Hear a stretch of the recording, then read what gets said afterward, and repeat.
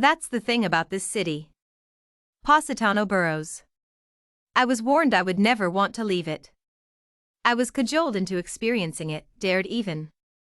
My frequent flyer miles and a generous offer made the experience possible. Would quitting my job be worth it? My boss did not think so. My mother did not think so. My friends did not think so. South of Naples and bleary-eyed from the overnight flight, I saw that Positano is one big cliff rising from the Bay of Salerno. The town's one road winds, turns back on itself, loops around churches and villas and trees that have been here since donkeys determined where the road would go.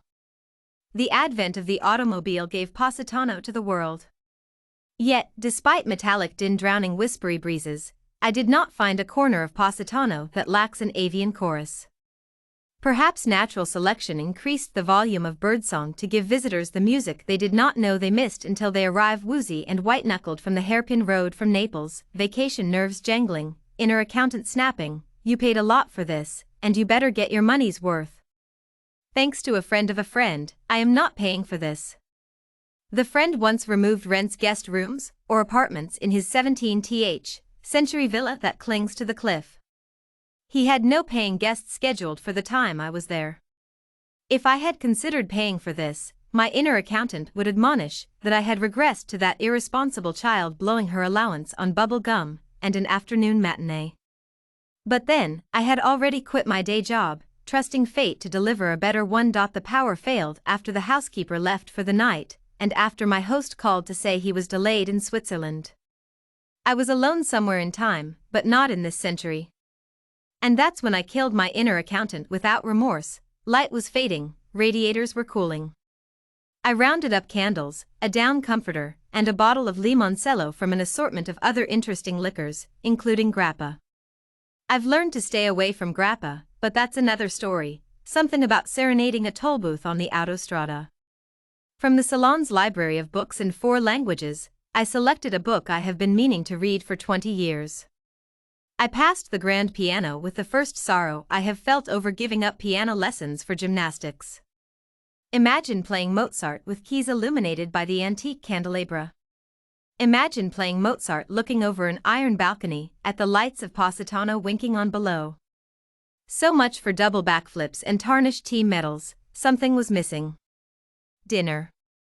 I could walk uphill to an osteria or downhill to a trattoria, but I was in the Renaissance and truculent about leaving. Using ingredients on hand and cooking by candlelight in an old kitchen modernized with appliances was a hazardous pleasure. I boiled pasta in unsalted water? Not a culinary tip, I simply could not find the salt. I sliced garlic, onions, basil from a pot on the kitchen terrace, a tomato, and my thumb.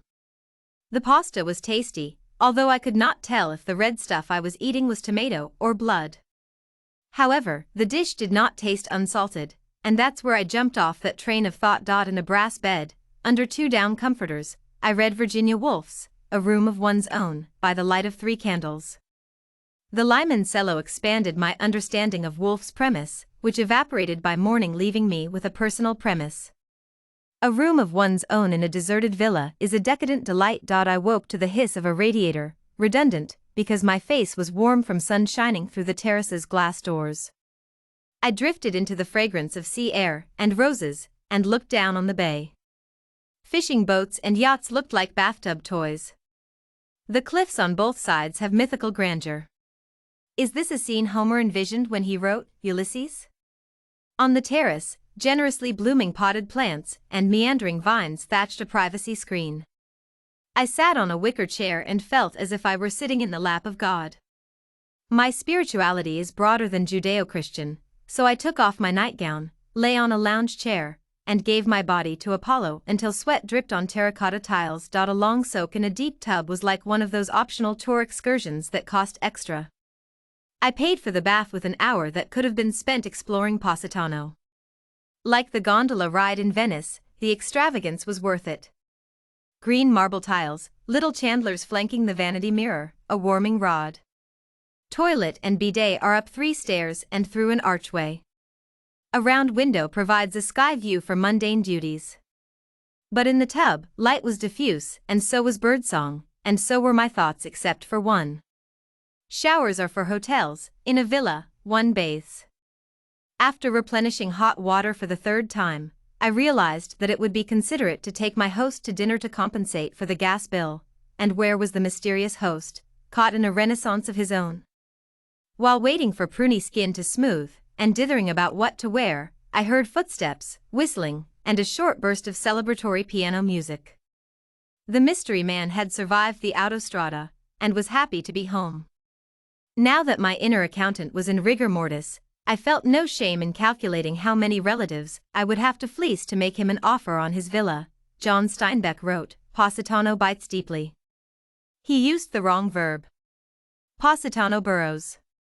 It takes root in your soul, and leafs out in memories too dear to have appraised, and that's what I told that sking woman in the unemployment office when she asked why I quit my job. Apparently, being caught in the Renaissance is not a state-approved excuse. But that's okay. Steinbeck would approve, and my spirit still soars despite my new address, my mother's basement.